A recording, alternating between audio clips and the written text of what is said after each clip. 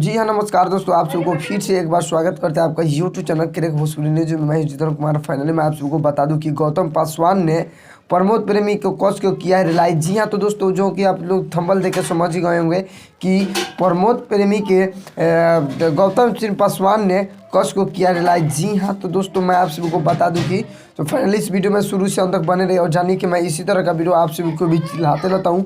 भोजपुरी से रिलेटिव कोई भी खबर रहता है तो मैं आप सभी को सबसे पहले देता रहता हूँ। तो इसी तरह का वीडियो आप लोग देखना पसंद करते हैं तो चैनल को सब्सक्राइब करके बेल आइकन ऑन कर दीजिएगा।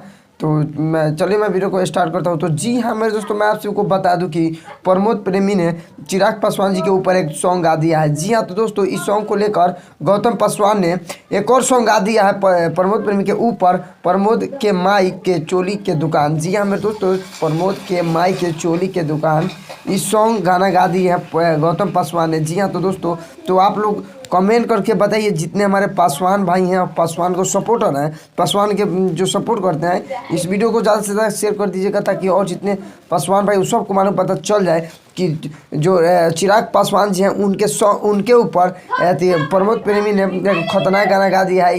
इसी को लेकर बहुत ज़्यादा विवाद चल रहा है। जी हाँ, तो दोस्तों रमेश रेशमिया जी और तूफान आज भी प्रमोद प्रेमी को कस के लाइक कर रहे हैं।